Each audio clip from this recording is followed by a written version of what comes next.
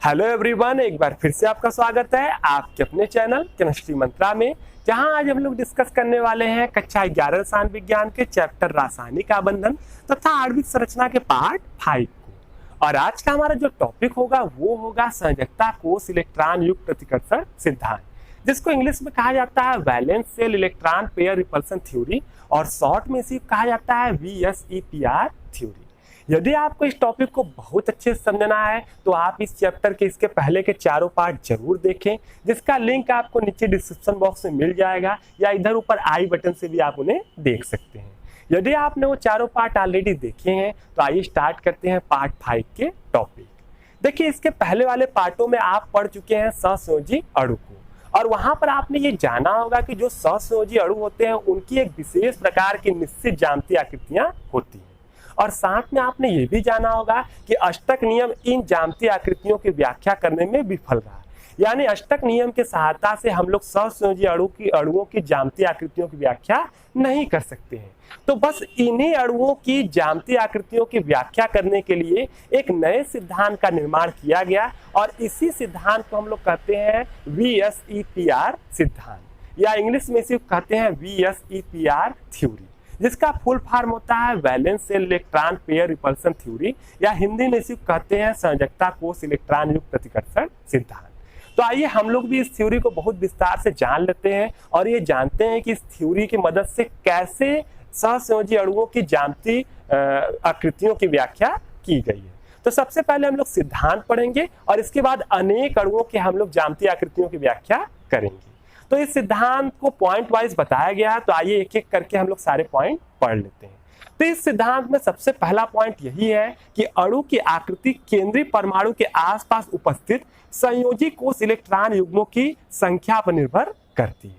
यानी पहला पॉइंट यही बताया गया है कि किसी अणु की जो आकृति होती है उस अणु के केंद्रीय परमाणु में उपस्थित संयोजी कोष में उपस्थित जो इलेक्ट्रॉन होते हैं। संयोजी कोष मतलब क्या होता है? संयोजी कोष मतलब आखिरी कोष होता है, आखिरी इलेक्ट्रॉन कोष को भी हम लोग संयोजी कोष कहते हैं। तो सिंपली यही बताया गया है कि किसी अणु की जो ज्यामितीय आकृति होती है वो किसी अणु के केंद्रीय परमाणु के संयोजी कोष में उपस्थित इलेक्ट्रॉनों की संख्या पर निर्भर करती है। ये है पहला पॉइंट। जैसे एग्जाम्पल में अगर बात करते हैं H2O की, तो अब देखिए इस H2O में केंद्रीय परमाणु कौन होगा? इस H2O में केंद्रीय परमाणु O होगा और इसके अगल बगल होंगे H परमाणु। ये चीजें आप पहले से ही पढ़ चुके हैं, आप पहले से ही इनकी संरचना बनाना सीख चुके हैं इसके पहले वाले पार्टों में।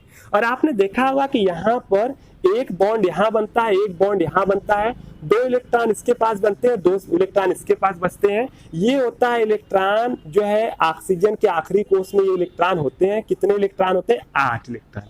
तो देखिए सिंपल पहले पॉइंट में ही बताया गया है कि जो अणु की ज्यामितीय आकृति होती है वो निर्भर किस पर करेगी? वो उस अणु के केंद्रीय परमाणु के आसपास उपस्थित इलेक्ट्रॉनों की संख्या पर निर्भर करती है। ये देखिए, इनका केंद्रीय परमाणु ऑक्सीजन है और इसकी आकृति इस ऑक्सीजन के आसपास उपस्थित इलेक्ट्रॉनों की संख्या पर निर्भर करेगी। ये बताया गया है पहला पॉइंट। अब देखिए एक और चीज आपको बता दे रहे हैं कि जब कोई परमाणु होता है, इस तरह अणु के अंदर जब कोई परमाणु होता है तो जो वहां इलेक्ट्रॉन होते हैं वो युग्मों के रूप में होते हैं, यानी जोड़े के रूप में होते हैं, पेयर के रूप में रहते हैं। तो यहाँ भी जो होगा इलेक्ट्रॉन सब पेयर के रूप में रहेगा। और पेयर जो होते हैं इलेक्ट्रॉन के, वो युग्म जो होते हैं 2 प्रकार के होते हैं। एक जो होता है वो होता है आबंधी इलेक्ट्रॉन युग्म और दूसरा होता है एकाकी इलेक्ट्रॉन युग्म या अनाबंधी इलेक्ट्रॉन युग्म। देखिए ये वाला जो जोड़ा है, ये आप देख रहे हैं, ये इलेक्ट्रॉन का युग्म जो बना है ये हाइड्रोजन ऑक्सीजन के बीच बंद बनने के कारण बना है।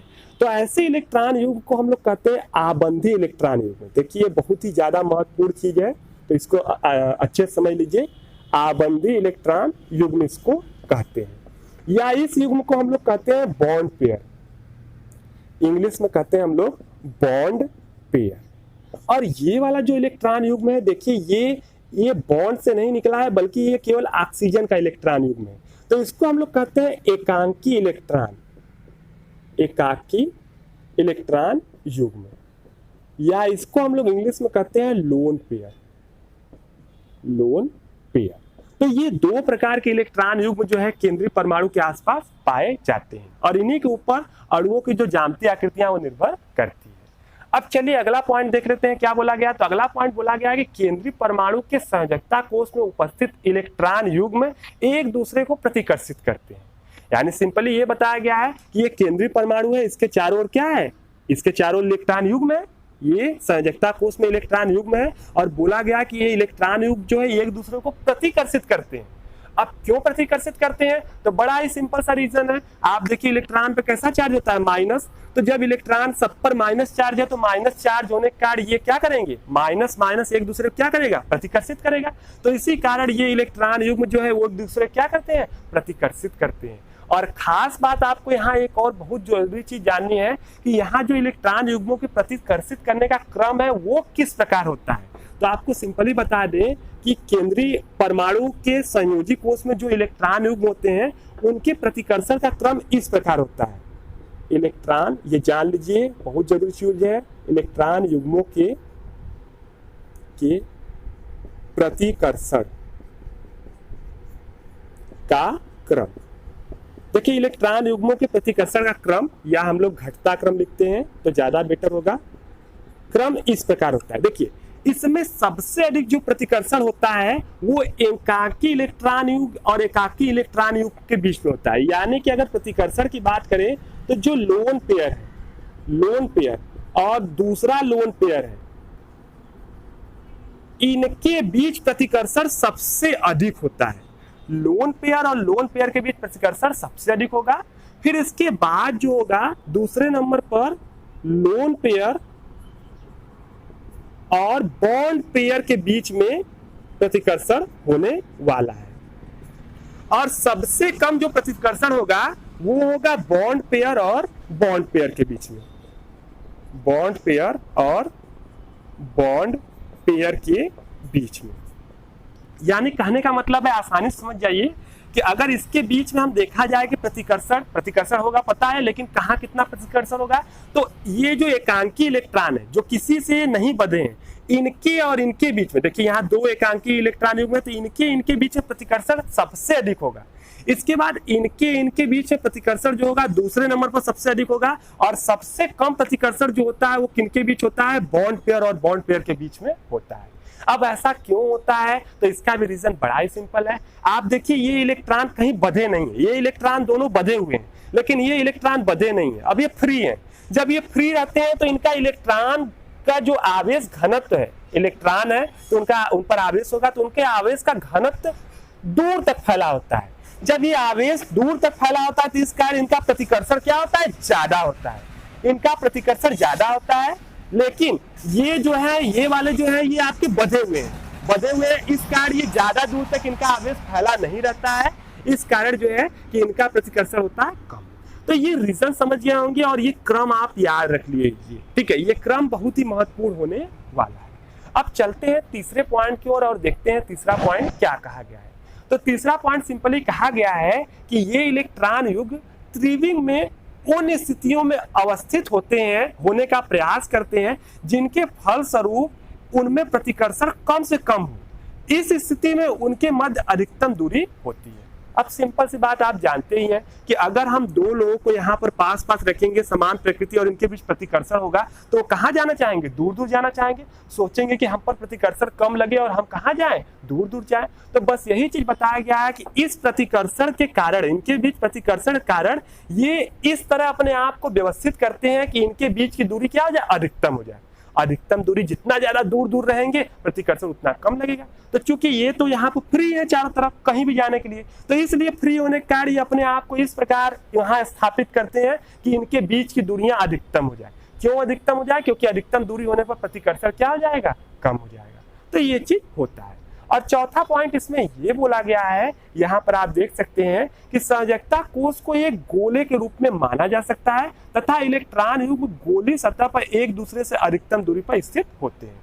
तो बिल्कुल तीसरे पॉइंट को थोड़ा सा और अच्छे से बताया गया है कि संयोजकता कोष को हम एक गोला मान सकते हैं, गोला, और वहां उस गोले के जो सतह है उसी पर इलेक्ट्रॉन युग्म को हम लोग मान सकते हैं। और इस तरह मानेंगे कि उनके बीच की दूरियां क्या हो, अधिकतम हो, क्योंकि उस स्थिति में जो प्रतिकर्षण होगा वो बहुत ही क्या होगा, कम होगा।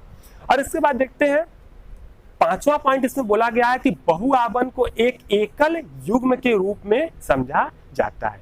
काफी महत्वपूर्ण पॉइंट है कि अगर कहीं पर बहु आबंध है यानी द्विबंध है या त्रिबंध है तो उसको भी हम लोग क्या करते हैं, एकल आबंध भी मानते हैं। उसको हम लोग डबल बॉन्ड नहीं एकल आबंध मानते हैं। जैसे कहीं लिख दिया गया कार्बन डाइऑक्साइड, तो कार्बन डाइऑक्साइड की संरचना में आप देखेंगे ये डबल बॉन्ड और ये यहाँ डबल बॉन्ड, ठीक है। और बनाएंगे तो ये देखिए C यहाँ पर 2 इलेक्ट्रॉन युग्म होगा, 2 आबंधी होगा। लेकिन इस सिद्धांत के अनुसार हम इसको सिंगल इलेक्ट्रॉन युग्म ही मानेंगे।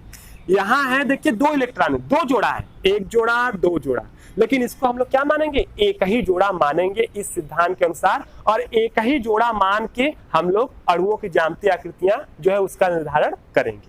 तो सिंपल ये पॉइंट क्या बताता है कि जो बहुआबंध यानी डबल बॉन्ड ट्रिपल बॉन्ड है उनको भी हम लोग एकल इलेक्ट्रॉन युग्म के रूप में समझेंगे, वहां एक ही इलेक्ट्रॉन युग्म है।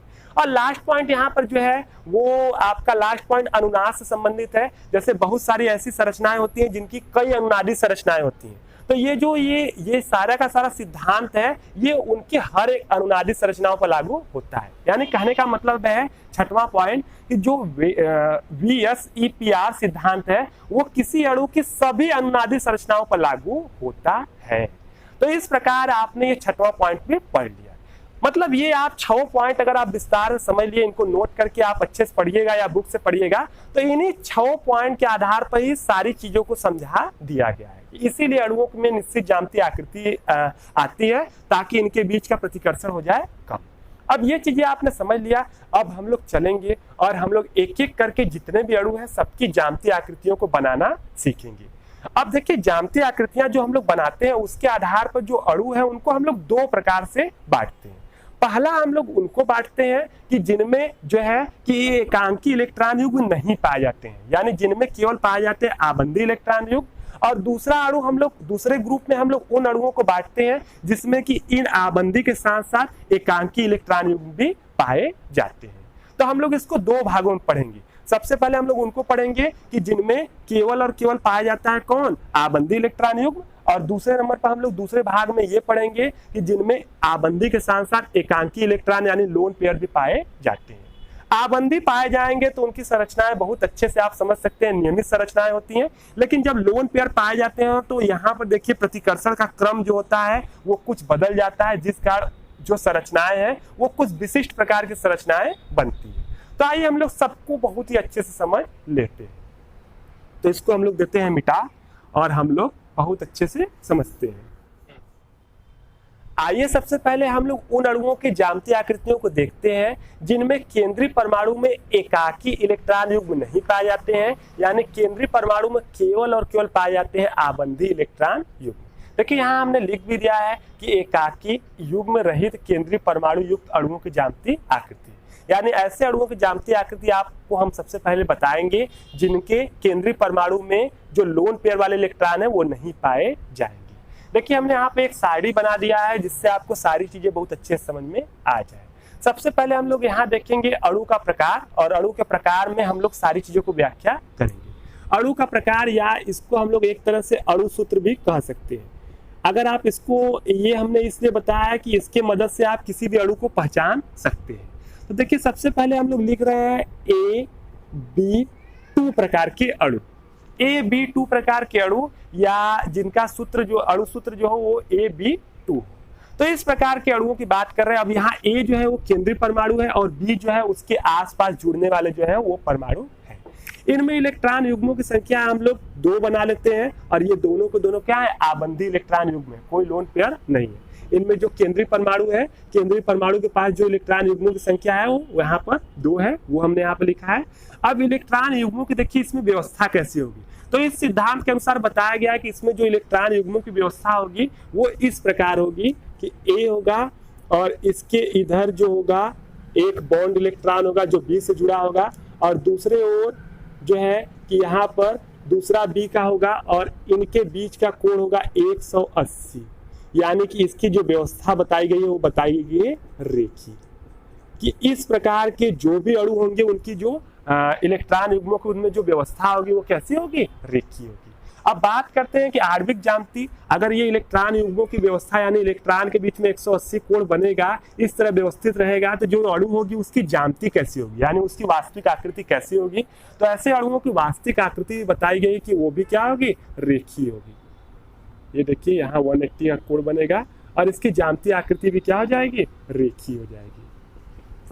अब यहाँ पर आपसे एग्जाम्पल पूछे जा सकते हैं कि क्या ऐसा कोई अणु है जिसमें ये मिलते हैं। तो बहुत सारे अणु हैं, जैसे कि अगर हम लोग बात करें BeCl2 हो गया या HgCl2 हो गया, ऐसे तमाम अणु हैं जिनमें ये वाली आकृतियां पाई जाती हैं। और जो इस प्रकार का देखिए अणु सूत्र भी इसी प्रकार का है और इस प्रकार की व्यवस्था इनमें पाई जाती है। तो ऐसे बहुत सारे अणु हैं। अगला हम लोग सेकेंड देख लेते हैं, अब दूसरे प्रकार का अणु, और हम लोग देख लेते हैं AB3 प्रकार का अणु। AB3 का प्रकार का मतलब केंद्रीय परमाणु है, A है और B उसके चारों ओर जुड़ा हुआ है। यहाँ हम लोग देख लेते हैं इलेक्ट्रॉन युग्मों की कितनी संख्या है। तो यहाँ इलेक्ट्रॉन युग्मों की संख्या होती है 3। केंद्रीय परमाणु के पास जो इलेक्ट्रॉन युग्मों की संख्या होती है वो 3। इसकी व्यवस्था देखा जाए तो इस सिद्धांत के अनुसार इसकी व्यवस्था जो है कुछ इस प्रकार होता है कि एक तरफ ये होता है, दूसरी तरफ यहाँ पर इलेक्ट्रॉन युग्म एक यहाँ होता है, एक इलेक्ट्रॉन युग्म इधर होता है और एक इलेक्ट्रॉन युग्म इधर होता है, और इनके सबके बीच का कोण होता है 120 डिग्री। यानी कहने का यही मतलब है कि जो ये इस प्रकार का जो अणु होगा उसमें जब सभी इलेक्ट्रॉन युग्म 120 डिग्री के कोण पर होंगे तो ऐसे समय में उनके बीच का प्रतिकर्षण होगा सबसे कम, और इसीलिए उसी रूप में वो रहते हैं। सबके बीच में 120 डिग्री का कोण है। और जब हम इनको मिलाएंगे तो आप पाएंगे कि यहाँ पर एक त्रिकोण का निर्माण होगा, एक त्रिभुज यानी एक त्रिकोण का निर्माण होगा। इसीलिए इलेक्ट्रॉन की इस व्यवस्था को हम लोग कहते हैं त्रिकोणीय समतली व्यवस्था। समतली त्रिकोण का मतलब एक त्रिकोण बन रहा है जो है, और साथ में यहाँ पर एक समतल में बन रहा है, इसलिए इसे कहते हैं। अगर इसकी आणविक ज्यामिति देखा जाए तो इसकी आणविक ज्यामिति सेम यही होती है, इसकी आणविक ज्यामिति एकदम सेम यही होती है, और इसकी आणविक ज्यामिति भी यही होती है जो है त्रिकोणीय समतली। त्रिकोणीय समतली। इसके एग्जाम्पल देखा जाए तो इसके भी एग्जाम्पल बहुत सारे हैं, जैसे कि इसके एग्जाम्पल BF3 है, और इसके बाद इसका एग्जाम्पल ALF3 है, और इसके बाद इसका एग्जाम्पल BCl3 भी है, AlCl3 भी है। तो इसके भी बहुत सारे एग्जाम्पल हैं। अगला हम लोग देखते हैं AB4 प्रकार का अणु, और AB4 प्रकार में ये केंद्रीय होगा और इसके चारों ओर बॉन्ड होंगे, और इसमें जो इलेक्ट्रॉन युग्मों की संख्या यानी इलेक्ट्रॉन के जो पेयर होते हैं उनकी संख्या होती है 4, और 4 के चारों जो होते हैं वो चारों क्या होंगे, आबंधी इलेक्ट्रॉन युग्म होंगे। थोड़ा सा नीचे लिखते हैं AB4 और इसमें होंगे 4। अब देख लेते हैं कि इसमें इलेक्ट्रॉन युग्मों की व्यवस्था क्या होती है। तो देखिए इसमें A होता है, ठीक है, इसमें A होता है, और इसमें इलेक्ट्रॉन युग्मों की व्यवस्था एक इधर बना देते हैं हम, आपको समझ में आ जाएगा। ये इस प्रकार जो होता है वो इलेक्ट्रॉन युग्मों की व्यवस्था होती है, और सभी जो है कि जितने भी इलेक्ट्रॉन युग्म होते हैं उनके बीच का जो कोण होता है वो होता है 109 डिग्री 28 मिनट का कोण होता है। 109 डिग्री 28 मिनट का कोण होता है, या इसको हम लोग ऐसे लिखते हैं 109.5 डिग्री का कोण होता है। सभी कोण है, ये भी कोण है, ये भी कोण है, ये भी कोण है। ये देखिए 3D में है, इसलिए आपको लग रहा है कि ये कोण बड़ा है ये छोटा है, लेकिन ऐसा कुछ भी नहीं है, सभी कोण बराबर है। ये आपका अगर ये 2D में होता है यानी इसमें केवल लंबाई चौड़ाई होती तो ऐसे समय ये कोण अलग अलग होते, लेकिन 3D में पता है ये 3D डिजाइन में है, मतलब एक A अणु है तो इसके एक इधर है, एक उधर है, एक ऊपर है, एक इधर है, तो सबके बीच में ये बराबर बराबर कोण बना है। और यहाँ पर देखिए जब हम इनकी व्यवस्थाओं को बनाते हैं यानी इनको जब मिलाते हैं तो पाते हैं कि यहाँ पर जो व्यवस्था बन रही है वो व्यवस्था बन रही है एक चतुष्फलक की व्यवस्था, ठीक है, यानी एक ऐसी आकृति का यहाँ निर्माण हो रहा है जिसमें 4 फलक है। ध्यान से देखिए, अगर इस आकृति को आप देखेंगे तो समझेंगे कि यहाँ एक नीचे है, ऐसे एक नीचे तल है, उस पर देखिए एक ऐसे फलक है, एक ऐसे, एक ऐसे, एक पीछे, यानी एक पिरामिड टाइप का आकृति यहाँ पर बना है। तो इस प्रकार ये यहाँ पर 4 फलक वाली आकृति बनती है, इसलिए इलेक्ट्रॉनों की जो व्यवस्था है इसको हम लोग कहते हैं कि यहाँ चतुष्फलकी व्यवस्था है। यहाँ पर जो व्यवस्था है वो है चतुष्फलकी, और इसकी ज्यामिति भी होती है चतुष्फलकी। ज्यामिति भी देखिए कुछ इस प्रकार से होती है, सेम यही होता है, यहाँ बी, इधर बी और यहाँ भी होता है बी, और इसको जब हम लोग मिलाते हैं, ये मिला देते हैं इनको, तो यहाँ भी एक चतुष्फलक का निर्माण होता है। इसीलिए हम लोग इसकी ज्यामितीय आकृति को भी कहते हैं चतुष्फलक। आप इसको क्लास 10th 11th सब में पढ़े होंगे इस चतुष्फलकी आकृति को। आपने एग्जाम्पल पढ़ा होगा CH4 इसका। कार्बन में आपने देखा होगा कार्बन की जो संयोजकताएं वो चतुष्फलकी आकृति में इसी प्रकार होती है, तो आपने CH4 को 10th में भी पढ़ा होगा, 11th में पढ़ा होगा। और एग्जाम्पल देखिए इसके क्या है, CCl4 है इसके और एग्जाम्पल, और इसके बाद इसके और एग्जाम्पल जो है NH4+ भी हैं, ठीक है, और इसके और जो है कि और कई सारे एग्जाम्पल है, तो इतना एग्जाम्पल बहुत है। अगली व्यवस्था हम लोग देखते हैं, अगली व्यवस्था यहाँ पर देखते हैं, तो इसको थोड़ा मिटा देते हैं क्योंकि यहाँ पर जगह तो बचा है नहीं। अगला हम लोग देख लेते हैं दूसरा अणु जो है AB5 प्रकार का अणु।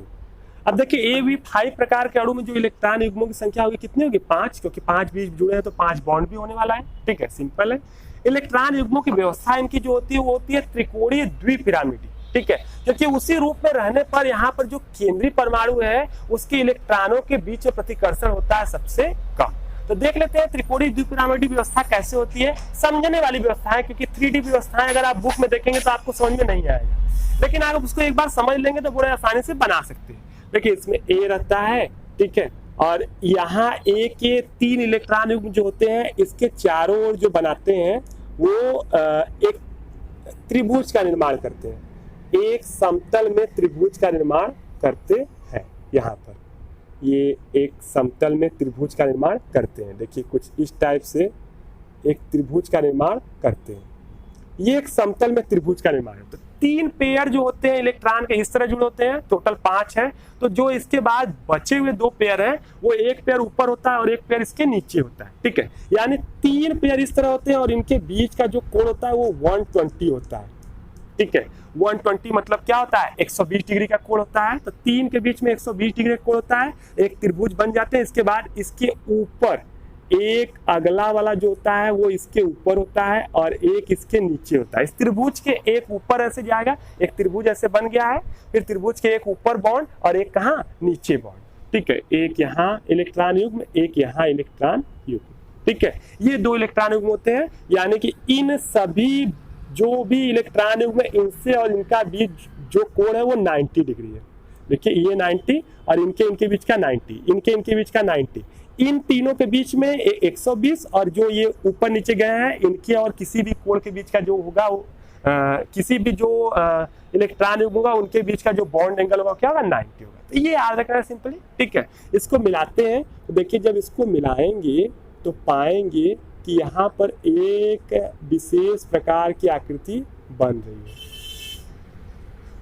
ठीक है। और ये जो आकृति बनती है ये आपका बनती है त्रिकोणीय द्विपिरामिडी, ठीक है। ये आकृति बनती है त्रिकोणीय द्विपिरामिडी,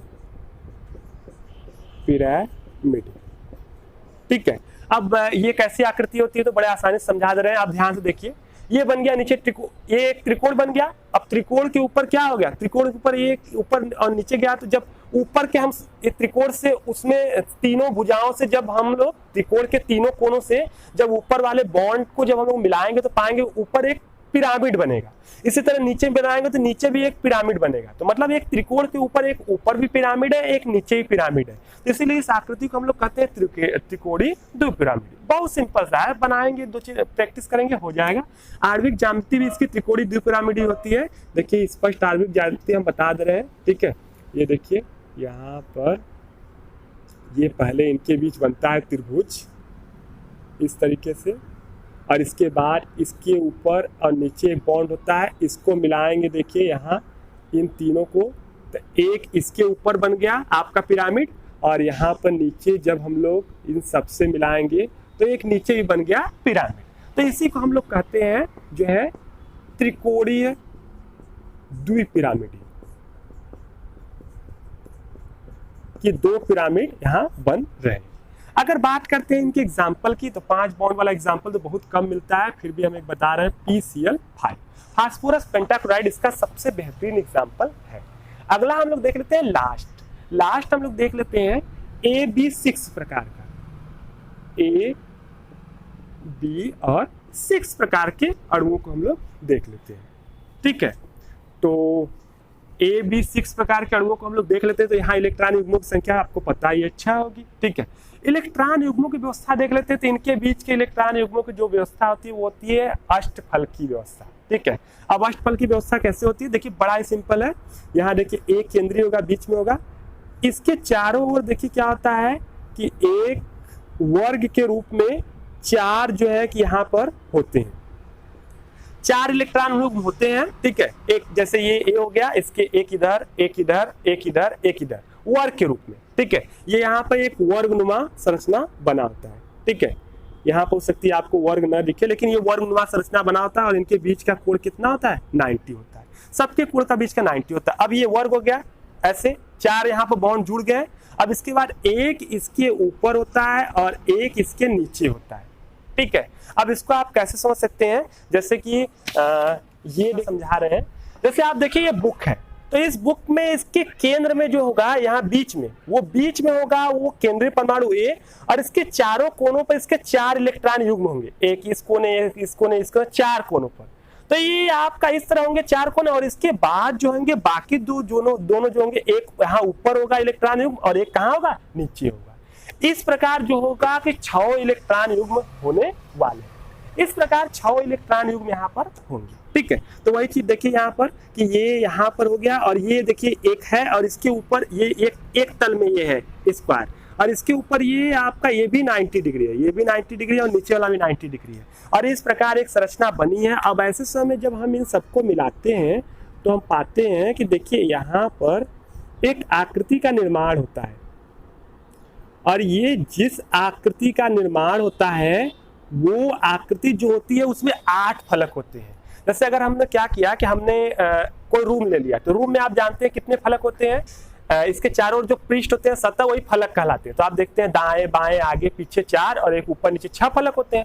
उसी प्रकार यहाँ पर इनकी मदद से जो एक आकृति बनती है सबको मिलाने से, उसमें 8 फलक होते हैं, 8 पृष्ठ होते हैं। तो इसीलिए इस आकृति को हम लोग कहते हैं अष्टफलकी, अष्टफलकी। और इसीलिए हम लोग कहते हैं कि यहाँ जो इलेक्ट्रॉन युग्मों की व्यवस्था है वो कैसी है, अष्टफलकी है। अब ये आप यहाँ पर समझ गए होंगे। अब आणविक ज्यामिति देखते हैं, तो यही आणविक ज्यामिति भी होगी। देखिए कितना इजीली हम बना दे रहे हैं, यहाँ पर आप भी बना सकते हैं, बड़ा ही सिंपल है। ठीक है, आप चाहें तो इसको कागज से भी इसको बना सकते हैं। ये देखिए हमने ये मिला दिया, यहाँ पर एक यहाँ ऊपर और एक यहाँ नीचे। ठीक है, और सबके बीच का कोण आप जानते ही हैं कि 90 होगा, सभी कोण यहाँ पर 90 होने वाला है।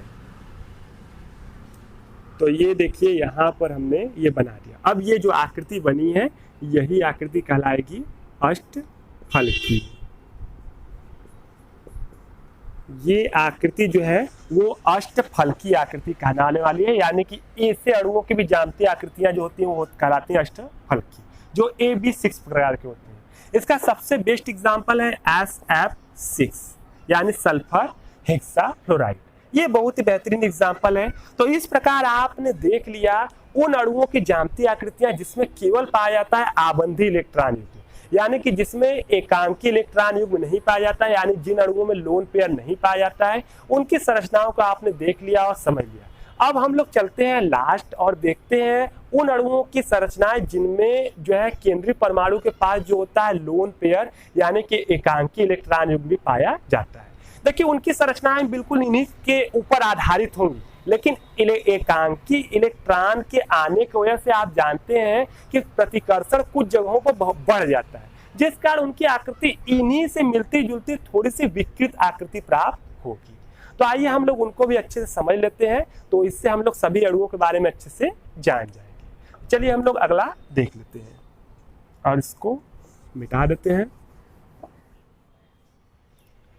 आइए अब हम लोग देखते हैं उन अणुओं की ज्यामितीय आकृतियां जिनके केंद्रीय परमाणु में एकाकी इलेक्ट्रॉन युग्म पाए जाते हैं। देखिए हमने यहाँ लिख दिया है, ये दूसरा वाला ग्रुप है कि उन अणुओं की ज्यामितीय आकृतियां जिनके केंद्रीय परमाणु में एकाकी इलेक्ट्रॉन युग्म पाए जाते हैं।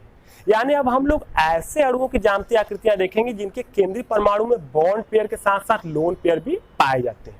इसके पहले अभी आप जो पढ़ रहे थे उसमें आप लोग उन अणुओं की आकृतियां देख रहे थे जिनके केंद्रीय परमाणु में केवल और केवल बॉन्ड पेयर ही पाए जा रहे थे। लेकिन अगर आप इसके पहले वाली जो आकृतियां जो अभी आप पढ़े थे, अगर उनको आप अच्छे से समझ गए होंगे तभी आप इसको अच्छे से समझ सकते हैं, नहीं तो ये आपको बहुत अच्छे समझ में नहीं आएगा। तो उसको आप बहुत अच्छे समझ लीजिएगा, फिर इन चीजों को देखिएगा। तो चलिए स्टार्ट करते हैं कि जिसमें बॉन्ड पेयर के साथ साथ लोन पेयर भी आते हैं। अब देखिए इनका अणु का प्रकार हम लोग देखते हैं। तो सबसे पहले जो अणु का प्रकार हम लिखते हैं वो लिखते हैं AB2E प्रकार का अणु।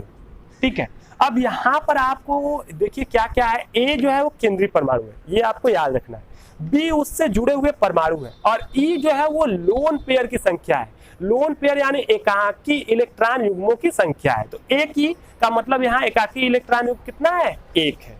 तो अब इनकी आपको संरचना देखनी है। अब देखना है यहाँ इलेक्ट्रॉन युग्मों की संख्या कितनी होगी। देखिए ध्यान से, दो यहाँ पर जुड़े हैं बी के परमाणु, यानी ये दो बॉन्ड बनाएंगे तो दो इलेक्ट्रॉन युग्म इनके और एक इलेक्ट्रॉन युग्म यहाँ पर लोन पेयर वाला। टोटल यहाँ इलेक्ट्रॉन युग्मों की संख्या कितनी हो गई, 3। अब आपने इसके पहले पढ़ा था कि जब कहीं पर 3 इलेक्ट्रॉन युग्म होते हैं, जब कहीं पर 3 इलेक्ट्रॉन युग्म होते हैं तो वैसे समय पर जो संरचना बनती है वो क्या बनती है, वो बनती है त्रिकोणीय समतली। वहां पर इलेक्ट्रॉन युग्मों की जो व्यवस्था होती है वो कैसी होती है, त्रिकोणीय समतली। यानी यहाँ पर ए रहेगा, ठीक है, और यहाँ पर बी होने वाला है, यहाँ पर बी, दो यहाँ पर इलेक्ट्रॉन, एक इलेक्ट्रॉन युग्म और एक यहाँ पर तीसरा इलेक्ट्रॉन युग्म यहाँ पर रहने वाला है। ये क्या है, ये बॉन्ड पेयर वाले हैं यानी आबंधी इलेक्ट्रॉन युग्म, और ये है अनाबंधी। और यहाँ इलेक्ट्रॉन युग्मों के बीच की जो व्यवस्था रहेगी वो आपका यही वाली व्यवस्था रहेगी जो जनरली 3 इलेक्ट्रॉन युग्मों के बीच में रहती है, जो इसके पहले आपने आबंधी वाले यानी फर्स्ट ग्रुप में जो पढ़ा था। तो वही चीज यहाँ भी होने वाला है। यानी यहाँ भी इलेक्ट्रॉनों की जो व्यवस्था होगी वो कैसी होगी, त्रिकोणीय समतली। मतलब क्लियर आपको समझ लेना है कि अगर कहीं 3 इलेक्ट्रॉन युग्म होते हैं तो वैसे समय जो इलेक्ट्रॉनों की व्यवस्था बनेगी वो यही बनने वाली है। लेकिन ये तो इलेक्ट्रॉन युग्मों की व्यवस्था बन गई, लेकिन आणविक ज्यामिति ये नहीं होगी, क्योंकि आप देख रहे हैं ये बॉन्ड नहीं बल्कि एक लोन पेयर है। तो इसकी आणविक ज्यामिति देखिए इस प्रकार होगा, ठीक है, ये यहाँ पर बी और ये यहाँ पर ये होगा डी, और यहाँ पर केवल 2 लोन पेयर बचेंगे। तो आणविक ज्यामिति जो होती है, ये इलेक्ट्रॉन युग्मों की व्यवस्था तो इस तरह रहेगी, लेकिन आणविक ज्यामिति जो होती है वो इलेक्ट्रॉन पर नहीं बल्कि इस बॉन्ड के रूप में जो यहाँ परमाणु यहाँ पर जुड़े हैं इनके आधार पर आणविक ज्यामिति देखी जाती है। ठीक है, तो मेनली ये नहीं होगा, लेकिन आणविक ज्यामिति के लिए ये जिम्मेदार होंगे, एक कण यहाँ एक कण यहाँ, इसकी वजह से ये इधर इधर मुड़ जाएंगे। तो मेनली जो इसकी आणविक ज्यामिति निकल के आने वाली है वो कैसी होगी, वो यहाँ पर होगी मुड़ी हुई। ठीक है, जिसको इंग्लिश में हम लोग कहते हैं बेंट। ठीक है, और इसके एग्जाम्पल अगर आपको देखने हैं तो इसके बहुत सारे एग्जाम्पल है। जैसे इसके सिंपल एग्जाम्पल जो है वो है O3, या इसका सिंपल एग्जाम्पल जो है या SO2। अब यहाँ पर इनकी जब आप लुईस संरचना बनाएंगे तो आप पाएंगे कि इस समय जो है कि 2 बॉन्ड होंगे और इसके साथ साथ जो बीच में केंद्रीय परमाणु होगा उस पर 1 इलेक्ट्रॉन युग्म बचा होगा। जैसे अभी O3 का बनाते हैं तो आप पाते हैं O3 से एक तरफ डबल बॉन्ड हो, एक तरफ सिंगल बॉन्ड हो और इसके पास 2 इलेक्ट्रॉन युग्म होते हैं। तो हमने बताया कि बहुआवन को भी एक ही आवन मानते हैं या इसको एक ही युग्म मानते हैं। तो एक युग्म ये यानी 2 परमाणु यहाँ जुड़े हैं और एक यहाँ पर लोन पेयर है। तो अब इस लोन पेयर के कारण यहाँ पर इलेक्ट्रॉन युग्मों की ये वाली व्यवस्था है, लेकिन यहाँ जब हम लोग अणु की व्यवस्था देखेंगे तो अणु में जो है कि ये बंध के अनुसार ये जो व्यवस्था होगी वो मुड़ी हुई व्यवस्था बनेगी, यानी इनके बीच का कुछ कोण होगा और ये मुड़ी हुई यहाँ पर व्यवस्था बनने वाली है। तो ये सिंपल चीजें आपने यहाँ पर समझ लिया। अब हम लोग नेक्स्ट देखते हैं सेकेंड दूसरे टाइप की व्यवस्था देखते हैं और वो देखते हैं AB3E का देखते हैं। ठीक है, और यहाँ पर इलेक्ट्रॉन युग्मों की संख्या टोटल कितनी हो जाएगी, 3 यहाँ से 1 यहाँ, टोटल हो जाएगी 4।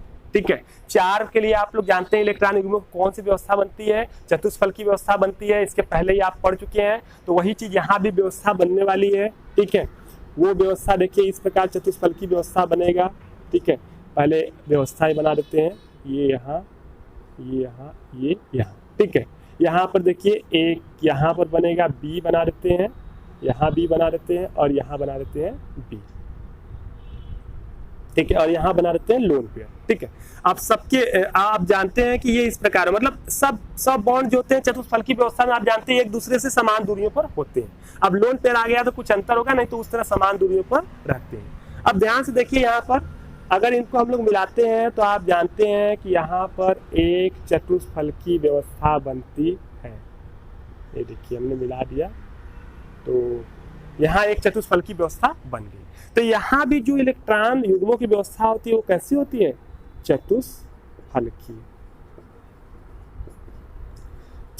की व्यवस्था होती है। लेकिन यहाँ पर आप जानते हैं कि ये इनकी आणविक ज्यामिति जो होगी, ये तो इलेक्ट्रॉन युग्मों की व्यवस्था है, लेकिन आणविक ज्यामिति जो होगी वो केवल इन बंधों पर ही निर्भर करेगी, वो इस इलेक्ट्रॉन युग्म पर निर्भर नहीं करेगी। ठीक है, इलेक्ट्रॉन युग्मों की व्यवस्था तो इस पर निर्भर करेगी, लेकिन यहाँ पर जब हम लोग उसकी आणविक ज्यामिति देखेंगे तो वो केवल यहाँ जहाँ जहाँ बी जुड़ा है वही हमको दिखाई देगा, ये वाला जो होगा वो उसका पता नहीं चलने वाला है। तो यहाँ पर जो आकृति होगी कुछ इस टाइप से बचेगी। ठीक है, इसके पास तो 2 इलेक्ट्रॉन यहाँ पर होंगे। ठीक है, इसके बाद जो बचा होगा वो कुछ इस टाइप से आकृति मिलने वाली है।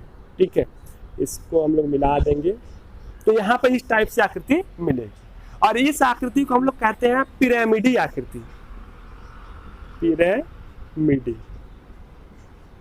ठीक है, एक पिरामिड का आकार यहाँ पर मिलने वाला है। तो ऐसे अणुओं की जो आणविक ज्यामिति होती है वो कैसी होती है, पिरामिडी होती है। मतलब सिंपल आपको कहने का मतलब क्या है कि इसके पहले आप लोग जो पढ़ रहे थे कि जिसमें केंद्रीय परमाणु में केवल बॉन्ड पेयर होते हैं, यानी केवल आबंदी होते हैं, लोन पेयर नहीं होता है, उनकी आकृतियां जैसी होती हैं वैसे ही यहाँ इलेक्ट्रॉन युग्मों की व्यवस्था होती है। बस यहाँ पर आपको करना क्या है कि जो यहाँ पर इलेक्ट्रॉन ये लोन पेयर वाला है उसको हटा देना है। उसको हटाने के बाद उसको हटा देंगे, उसको हटाने के बाद जो बची हुई चीजें हैं उससे जो आकृतियां बनेंगी वही उस अणु की आकृति होने वाली है। बहुत ही ज्यादा सिंपल है। तो यहाँ देखिए यहाँ बनेगी पिरामिडी आकृति। ठीक है, तो ये देखिए यहाँ पे पिरामिडी बन गई है और इसके एग्जाम्पल अगर देखना होगा तो इसको बहुत सारे एग्जाम्पल है। जैसे इसके एग्जाम्पल आपका है NH3 है या PCl3 है, ऐसे तमाम एग्जाम्पल इसके होने वाले हैं। ठीक है, अब यहाँ पर अगला देख लेते हैं, यही नीचे ही देख लेते हैं। यहाँ पर अगला देख लेते हैं AB2E2 टाइप का।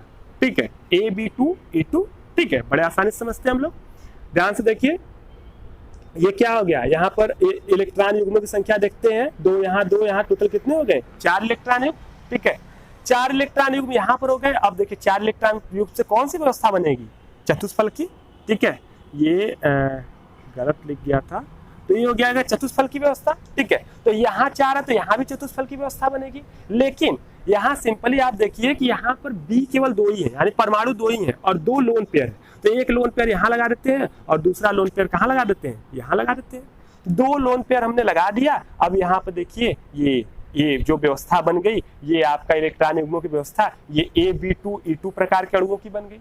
ठीक है, ऐसे अणुओं की जिनमें 2 आपके इस तरह परमाणु जुड़े हों और 2 लोन पेयर हो। देखिए यही व्यवस्था इनकी बन गई। ठीक है, अब लेकिन आपको देखना है अगर इन अणुओं की हम लोग को ज्यामितीय आकृतियां देखनी है। ठीक है, इसकी ज्यामितीय आकृतियां इधर बना दे रहे हैं।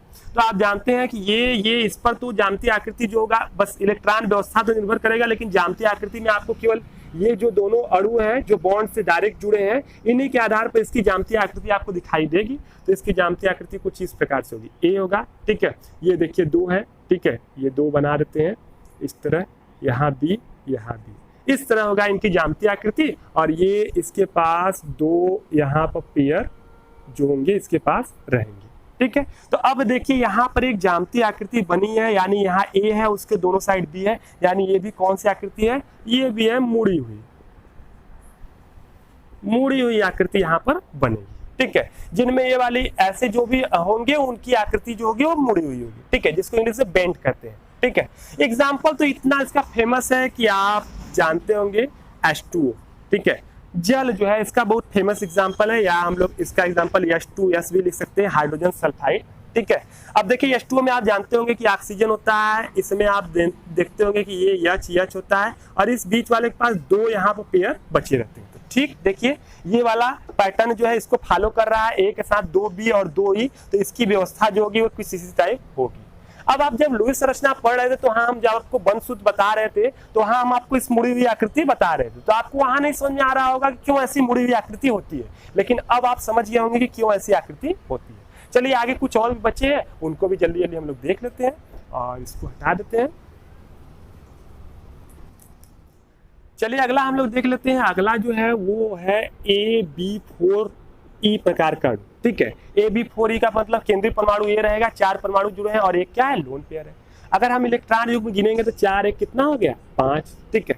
अब इलेक्ट्रॉन युग्मों की व्यवस्था देखेंगे तो सेम वही जो आपने जिन अणुओं का पढ़ा था जिसमें केवल आबंधी इलेक्ट्रॉन युग्म पाए जाते हैं, तो उसमें आपने पढ़ा था कि उसमें जब 5 इलेक्ट्रॉन युग्म पाए जाते हैं तो उसमें कैसी व्यवस्था होती थी, त्रिकोणीय द्विपिरामिडी व्यवस्था होती थी। यानी एक त्रिकोण होता था, उसके ऊपर एक युग्म एक नीचे, तो 2 पिरामिड बनते थे, एक ऊपर एक नीचे। तो सेम वही व्यवस्था यहाँ भी होने वाली है, यानी यहाँ भी A होगा, ठीक है, और A के बगल में यहाँ पर वही सेम व्यवस्था होने वाला। देखिए यहाँ से बनेगा एक त्रिकोण, ठीक है, एक त्रिकोण बन गया और यहाँ पर इलेक्ट्रॉन के युग्म रहेंगे, तो ये त्रिकोण एक बन गया त्रिभुज टाइप, और इसके एक ऊपर पेयर एक इसके नीचे पेयर, ठीक है। 5 पेयर यहाँ बनते हैं। समझाने के लिए हम यहाँ पर बना भी दे रहे हैं कि देखिए ये आपने इस तरह सीखा था कि ये एक त्रिभुज बन गया, ठीक है, बस इतना ही बना दे रहे हैं कि ये त्रिभुज बन गया और इस त्रिभुज के एक ऊपर एक नीचे, और इनके बीच इस त्रिकोणों के बीच का कोण 120, और ये जो ऊपर नीचे गए हैं इनके बीच का कोण कितना होगा, 90 डिग्री, ठीक है। तो इस प्रकार की व्यवस्था यहाँ भी होने वाली है। लेकिन अब यहाँ बात आती है कि ये लोन पेयर कहाँ होगा, लोन पेयर यहाँ होगा कि यहाँ होगा, क्योंकि दोनों स्थितियां भिन्न भिन्न है। आप देखिए ये 90 पर है लेकिन इनके बीच का कोण 120 है, तो लोन पेयर कहाँ रखा जाए। आप जानते हैं लोन पेयर अलग है और उसके द्वारा प्रतिकर्षण भी अधिक लगता है, तो बस हम लोग चेक कर लेते हैं कि कहाँ रखने पर प्रतिकर्षण कम लगेगा। तो देखिए अगर आप यहाँ रखते हैं तो यहाँ से 90 डिग्री पर एक ये है, एक ये है, 3 है पेयर, तो एक 90 डिग्री पर यहाँ 90 डिग्री 3 है, तो ये 3 पेयरों पर प्रतिकर्षण लगाएगा, यानी यहाँ से 3 प्रतिकर्षण 3 पेयर पर लगेगा उसका, लोन पेयर का। लेकिन अगर सोचिए यहाँ रख दे हम लोग या इन किसी स्थानों पर रखें तो यहाँ से ये 120 वाले पर तो ये प्रतिकर्षण नहीं लगा पाएगा, लेकिन ये प्रतिकर्षण लगाएगा इस 90-90, यानी केवल 2 पेयरों पर प्रतिकर्षण लगाएगा। तो कम प्रतिकर्षण के लिए इसको रखा जाता है इधर किसी स्थानों पर, यानी इन तीनों में से किसी स्थानों पर। तो हम मान लीजिए हम यहाँ रख देते हैं, तो देखिए इधर आपका हो गया B, यहाँ भी B हो गया, यहाँ पे हो गया B और यहाँ पे हो गया B।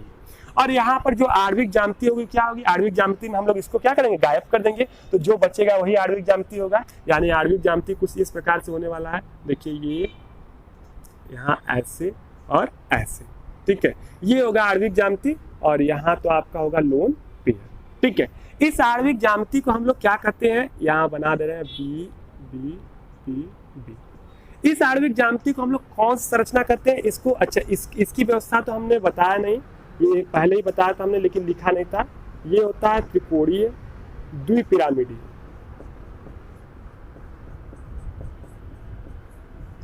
और इसकी जो व्यवस्था होती है, अब देखिए ये वाला तो हट गया क्योंकि हमने पहले ही बताया था कि ये आकृति में ये चीज डिपेंड नहीं करेगा, केवल जो बॉन्ड है उन्हीं को ऐसी आकृतियां बनती है। तो अब यहाँ देखिए इसकी आकृतियां जो बन गई हैं, अब इसकी आकृति जो बनी है, इस आकृति को हम लोग ढेकुली आकृति कहते हैं, ढेकुली। लेकिन इसका जो फेमस नाम है वो है सीसा आकृति, इसको हम लोग कहते हैं सीसा आकृति। अब सीसा क्यों कहते हैं, यही इसका फेमस नाम है। ढेकुली तो हमको भी नहीं समझ में आता है, हमने भी पहली बार सुना जो है कि केमिस्ट्री में ही। तो सीसा इसको कहते हैं क्योंकि ये जो आकृति बनती है ये सीसा झूले की तरह बनती है। आपने देखा होगा पार्कों में लगा होता है या स्कूलों में लगा होता है इस टाइप का झूला। देखिए ये एक बैंड होता है और इस पर ऐसे झूला रहता है, ठीक है, और यहाँ पर बैठते हैं 2 लोग, ये ऊपर नीचे ऐसे करते हैं, ठीक है, यहाँ ये बेस बना देते हैं, तो इसके ऊपर ये देखिए बेस है और इसके ऊपर ये ऊपर नीचे करते हैं। तो आप ध्यान से देखेंगे तो इसकी आकृति भी कुछ इसी तरह है। ये देखिए ये है और इसके अंदर ये वाला लगा हुआ है कि नहीं, बिल्कुल उसी तरह है। इसीलिए इसको हम लोग कहते हैं कि सीसा झूले की तरह इसकी आकृति है, इसलिए इस आकृति को हम लोग सीसा आकृति भी कहते हैं, ठीक है। तो ये आकृति हो गई, सिंपल सा है, समझ गए होंगे। और इसका बहुत ही अच्छा एग्जांपल है जो है SF4, ठीक है। SF4 इसका बहुत ही अच्छा एग्जाम्पल है। तो ये आपने SF4 को देख लिया। अब हम लोग चलते हैं आगे और एक दूसरी आकृति देखते हैं और हम लोग देखते हैं AB3 और E2। ठीक है, देखिए अब पेयर कितने हो गए? 5। ठीक है, अब 5 पेयर हो गए तो जाहिर सी बात है कि अब 5 जब इलेक्ट्रॉन युग्म तो यहाँ भी कौन सी बनेगी? यहाँ भी इलेक्ट्रॉन युग्मों की जो व्यवस्था होगी क्या होगी? त्रिकोणीय द्विपिरामिड होगी। ठीक है, सिंपल सी बात है, त्रिकोणीय द्विपिरामिड होगी। और यहाँ पर अब यही बात आएगी कि त्रिकोणीय जब द्विपिरामिड यहाँ बनने वाला है तो हम लोग त्रिकोणीय द्विपिरामिड बना देते हैं। देखिए यहाँ हमने बनाया। ठीक है, ए और सेम यही कंडीशन यहाँ भी आने वाला है। यहाँ एक त्रिकोण और इसके ऊपर पिरामिड के लिए एक ऊपर एक नीचे। ठीक है, देखिए एक पेयर यहाँ, एक पेयर यहाँ, एक पेयर यहाँ, एक पेयर यहाँ, एक पेयर यहाँ। ठीक है, अब देखिए इसमें 2 लोन पेयर है तो बात आती है लोन पेयर कहाँ लगेंगे? तो आपने अभी अभी इसमें देखा था कि लोन पेयर यहाँ लगेगा तो प्रतिकर्षण ज्यादा होगा, लेकिन इन जगहों पर प्रतिकर्षण वो कम डालेगा। तो लोन पेयर को यहीं पर लगा देते हैं। ठीक है, यहाँ और एक लोन पेयर यहाँ लगा देते हैं। इनके बीच का कोण देखिए 120 डिग्री है। इस कार्य एक दूसरे को प्रतिकर्षित बहुत ही कम करेंगे या नहीं के बराबर करेंगे। ठीक है, अगर यही 90 का कोण होता तो ये करते, मतलब अगर यहाँ रखते तो प्रतिकर्षण इनके बीच कोण 90 है तो बहुत ज्यादा होता है, लेकिन यहाँ ये नहीं होता है। ये देखिए 3D आकृतियां हैं, 3 डायमेंशन में है तो थोड़ा सा आपको ये समझना होगा। ठीक है, अब ये देखिए तो यहाँ रख दिए, मतलब एक भी यहाँ जोड़ दिए, एक भी यहाँ जोड़ दिए और एक भी यहाँ जोड़ दिए। सेम इसी की तरह आकृति है। ठीक है, अब ये हो गया, ये भी वही सेम आकृति, इसका भी नाम वही है त्रिकोणीय द्विपिरामिड। ठीक है, इलेक्ट्रॉन युग्म की व्यवस्था वही होगी क्योंकि इसमें भी इलेक्ट्रॉन युग्म 5 ही है। ठीक है, बात करते हैं आणविक ज्यामिति की। तो देखिए आणविक ज्यामिति में हम लोग क्या करेंगे, ये लोन पेयर है तो इनको गायब कर देंगे। तो अब देखिए यहाँ बचेगा A और इधर बचेगा B, इधर भी B और इधर भी हो जाएगा B। ठीक है, और इधर एक लोन पेयर यहाँ और एक लोन पेयर यहाँ। ठीक है, और ये आकृति बचेगी। इस आकृति को हम लोग कहते हैं T आकृति। अब आप तो समझ गए होंगे T आकृति क्यों कहते हैं, क्योंकि इस अणु की आकृति T होती है। देखिए ये कैसा बन रहा है? T जैसा बन रहा है। ठीक है, ये जो भी परमाणु होंगे बंद वाले इन्हीं की वजह से आकृति बनेगी, तो T आकृति यहाँ बनती है। ठीक है, और इसके एग्जाम्पल देखा जाए तो इसके एग्जाम्पल बहुत सारे हैं। जैसे इसके एग्जाम्पल है ClF3 और इसके बाद है BrF3। ठीक है, तो ये सब इससे एग्जाम्पल है। ठीक है, जिसमें आप ये आकृति देख सकते हैं। अगला हम लोग देख लेते हैं, अगला हम लोग देखते हैं जो वो देखते हैं AB5 और E प्रकार का। ठीक है, और इसमें देखिए 5 कितने हैं टोटल? 6 हैं। ठीक है, तो 6 है तो 6 के लिए हम लोग बना देते हैं यहाँ पर। और हमें लगता है कि आपको बहुत ज़्यादा यहाँ कठिनाई नहीं होने वाली है, क्योंकि 6 की संरचना आप जानते होंगे। जहाँ भी 6 होता है तो वहाँ पर जो व्यवस्था होती है इलेक्ट्रॉन युग्मों को कैसे होती है? अष्टफल की। अभी अभी आप पढ़े होंगे कि इस टाइप से होता है। आप इसके पहले वाले जो आबंदी था उसमें पढ़ चुके हैं कि ये होगा, एक ऊपर होगा एक नीचे होगा और ये चीज़ें होती हैं। ठीक है, और यहाँ हर जगह होगा इलेक्ट्रॉन युग्म। ठीक है, और आपने ये भी पढ़ा होगा कि इन सबके बीच का कोण जो होता है 90 डिग्री होता है। सभी कोण क्या होता है? 90 डिग्री। अब बात आती है कि यहाँ पर एक इलेक्ट्रॉन युग्म है, एक इलेक्ट्रॉन युग्म जो है लोन पेयर है, एकाकी इलेक्ट्रॉन है, तो ये कहाँ लगेगा? तो सिंपल, सभी कोण क्या है? 90 है। जब सभी कोण 90 है तो इसको हम लोग कहीं भी लगा सकते हैं, कोई खास इफेक्ट नहीं पड़ेगा, क्योंकि सबका कोण क्या है? एक जैसा है। तो हम लोग इसको यहाँ कहीं भी लगाए तो हम लोग नीचे ही लगा देते हैं, मान लीजिए यहाँ लगा देते हैं। ठीक है, और बाकी जगहों पर कौन हो जाएगा? B हो जाएगा। तो ये देखिए, ये इस प्रकार की संरचना बन जाएगी। अब ये तो इलेक्ट्रॉन युग्मों की संख्या आप संरचना आप पहले से जानते हैं कैसी होगी? अष्टफल की होगी। ठीक है, अब बात करते हैं कि आणविक ज्यामिति कैसे होगी। तो आणविक ज्यामिति में हमको बस ये गायब करके जो बचा है उससे संरचना बनाना है। तो देखिए A होगा, ये इस टाइप की संरचना जो होगी अब जो है बची होगी। ठीक है, तो अगर हम इसको ध्यान से देखेंगे, अगर इसको ऐसे मिलाएंगे तो पाएंगे कि इसको मिलाने के बाद जो ये संरचना बन रही है वो कुछ इस प्रकार बनेगी कि एक वर्ग है और उस वर्ग के ऊपर एक पिरामिड जैसा आकार है। देखिए नीचे वर्ग है और उसके ऊपर पिरामिड है। ठीक है, तो इस व्यवस्था को हम लोग कहते हैं वर्ग पिरामिडी। पिरामिड। ठीक है, वर्ग पिरामिड, वर्ग के ऊपर पिरामिड जैसी इसकी आकृति बनने वाली है, जिसमें ये वाली व्यवस्था लागू होगी। ठीक है, और इसके एग्जाम्पल अगर हम लोग देखा जाए तो इसके एग्जाम्पल जो है वो है BR और F5। BR F5 इसका बहुत ही अच्छा एग्जाम्पल है, तो ये देख लीजिए। अब इसके बाद हम लोग चलते हैं और एक और लास्ट देख लेते हैं। ठीक है, वैसे तो आप लोग हमें लगता है थक गए होंगे इतना पढ़ते पढ़ते, लेकिन फिर भी एक लास्ट है तो उसको भी देख लीजिए। अब देखिए जो लास्ट है वो है AB4E2 प्रकार का अणु। ठीक है। AV4E2 प्रकार का अणु, इलेक्ट्रॉन युग्मों की संख्या 4 2 कितनी हो गई, 6 हो गई, ठीक है। 4 आबंदी और 2 क्या है, लोन पेयर है, ठीक है। व्यवस्था देखिए 6 के लिए व्यवस्था कैसे होती है, अष्टफल की, तो बस वही व्यवस्था अष्टफल की बना देते हैं। एक देखिए A होगा, ये यहाँ हमने बनाया एक वर्ग और इसके ऊपर और नीचे, ठीक है। तो ये जो व्यवस्था बन गई वो कैसी बन गई, अष्टफल की व्यवस्था, ठीक है। ये आप पहले से जानते हैं। अब देखिए यहाँ पर बात करते हैं कि 2 लोन पेयर हो गए, तो लोन पेयर कहाँ लगेंगे, ठीक है। सब कोण 90 का होता है। एक ये देखिए एक वर्ग होता है और इस वर्ग के एक ऊपर होता है एक नीचे होता है, ठीक है। अभी एक लोन पेयर था तो ठीक था, यहाँ 2 लोन पेयर आ गए, तो अब क्या होगा, तो देखिए जब 2 लोन पेयर आते हैं तो हम लोग क्या करते हैं, एक लोन पेयर मान लीजिए यहाँ रख दिए, ठीक है। अब एक लोन पेयर यहाँ रखने के बाद दूसरा लोन पेयर जब हम रखेंगे तो अगर हम यहाँ कहीं भी रखेंगे तो ये चारों जो है इससे 90 का कोण बनाते हैं। तो ऐसे समय पे क्या होगा कि लोन पेयर और लोन पेयर के बीच प्रतिकर्षण होने लगेगा, जो कि प्रतिकर्षण आप जानते हैं लोन पेयर के बीच बहुत ज्यादा होता है। तो इसलिए कम प्रतिकर्षण के लिए दूसरा लोन पेयर इसके ऊपर रखते हैं, जो इससे 180 कोण पर होता है, यानी इनके बीच का प्रतिकर्षण जो होता है वो नहीं लगता है, मतलब इनके बीच प्रतिकर्षण नहीं होता है। तो लोन पेयर में प्रतिकर्षण कम हो इसके लिए एक लोन पेयर यहाँ एक लोन पेयर यहाँ रखते हैं। सिंपली आप एकदम अच्छे से समझ गए होंगे। बाकी बॉन्ड पेयर के इलेक्ट्रॉन यहाँ रख देते हैं, ठीक है। 4 है, यहाँ रख देंगे, तो बॉन्ड पेयर या लोन पेयर बॉन्ड पेयर के प्रतिकर्षण कम होता है, लेकिन लोन पेयर रखते तो बहुत ज्यादा प्रतिकर्षण होता है, इसलिए इसको यहाँ रखें ताकि प्रतिकर्षण क्या हो, कम हो। अब इसकी आकृति देखिए, आणविक ज्यामिति, तो आणविक ज्यामिति में देखिए कुछ इसी टाइप से बचेगा। ये चारों आपके बी तो बचने वाले हैं, ठीक है, और इधर ऊपर लोन पेयर हो जाएगा, ठीक है। तो इन्हीं के आधार पर ये आणविक ज्यामिति आकृति बनेगी और देखिए क्या बनेगा, एक वर्ग का निर्माण होगा, ठीक है। सभी कोण 90 डिग्री है तो एक वर्ग का निर्माण बनेगा और एक समतल में वर्ग बनेगा, क्योंकि ऊपर नीचे वाले गायब हो गए, तो एक वर्ग में समतल का निर्माण बनेगा और ऐसी संरचना को हम लोग कहते हैं वर्ग समतली, ठीक है।